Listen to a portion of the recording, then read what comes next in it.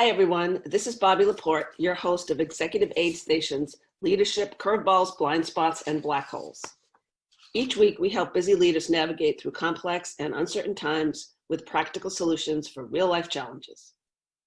In this week's episode, we're featuring a special In the Fire segment with Mike Hamilton, who's formerly an IT exec at MuleSoft and Salesforce, and now Vice President of IT at Databricks. In an earlier episode of LCBB, Mike showed how he successfully navigated the Salesforce acquisition of MuleSoft, as well as multiple role changes while he was at Salesforce. Mike returns today to give us an update on what he's learned since his last guest appearance on our show, and the latest job and organizational changes he's navigating through in his new role at Databricks. At Executive Aid Station, we recently conducted a brief survey of tech execs and learned that reorgs and job changes are the biggest curveball facing today's leaders.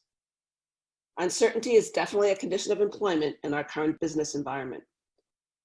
It can put you on the defense, avoiding risk instead of embracing opportunity. Mike Hamilton knows this all too well and is now putting what he has learned to work in his new role at Databricks. Mike, welcome back to In the Fire. It seems like you're in the fire quite often. And, Totally. We'd love to hear about your transition to Databricks and, kind of how you charted your course in the very beginning and some of the lessons. Awesome. Happy to share.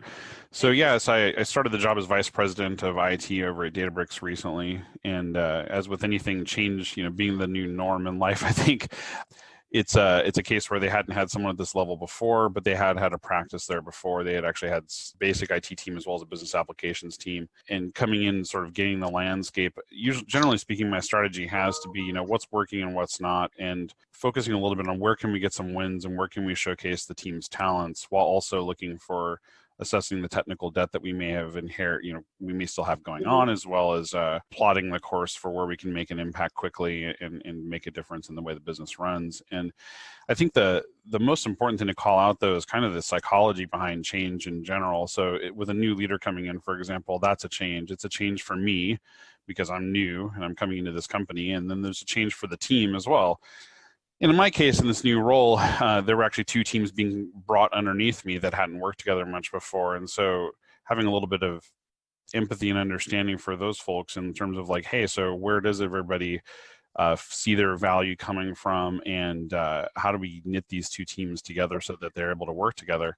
And so that's been a really interesting transition for me. But it's really good to get in there and understand like how my team perceives the change and what they're looking to get out of it, and then lay out very clearly where I see us going. I think people want to see the leader set a direction early on in terms of what they can expect and how they can expect to see things change. It's even when you see a change coming, it's always a little bit shocking, but I think the worst kind of change people can go through is when they don't see a change coming. And managing through changes that we know are going to happen is really setting expectations, making yourself available for feedback, making yourself available to just talk through, and actually like seeking people out, especially key players or people who are visibly affected by something, and really digging in and understanding what they think about it and how they see it. As you know, Bobby, a lot of my philosophy of leadership revolves around my success being derived from the success of my team and the individuals on that team.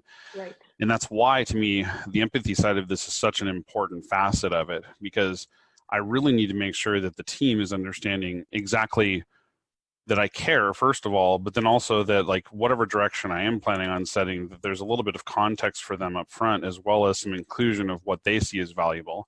So that as we're setting this direction together, it definitely looks like something where I'm taking their input, or I'm taking what I'm seeing in the landscape and then bringing them along on that journey to set that kind of tone for the team going forward. So it's been a really interesting journey so far, but I think, it's going really, really well, and I'm excited about it.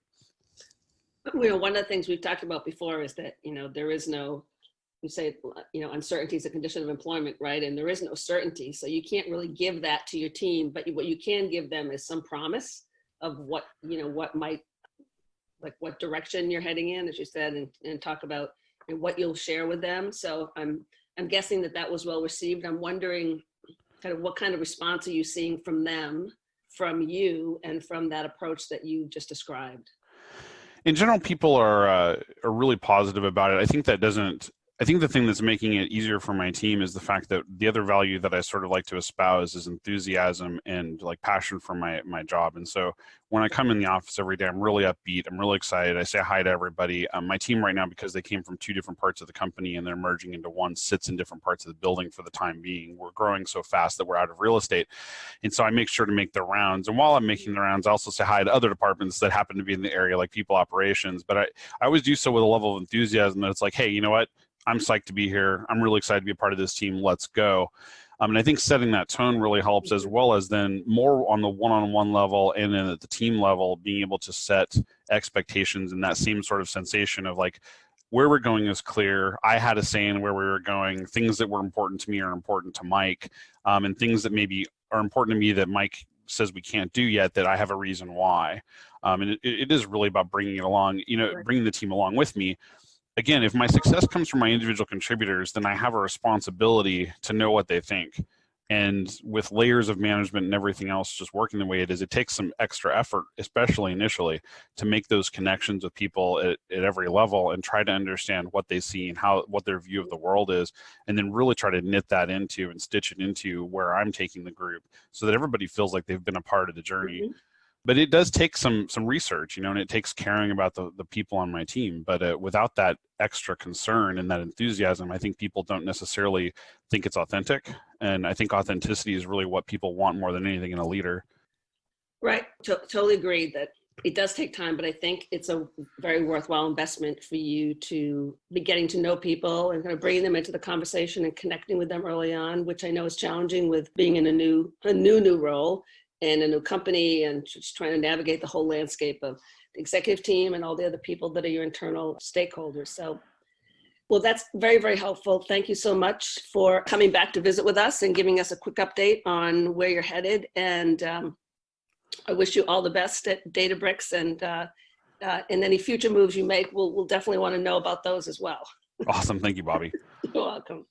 And thanks to our listeners. We hope this week's episode of Leadership Curveballs, Blind Spots, and Black Holes provided you with some practical solutions and insights to the challenges you face as you navigate your own leadership journey.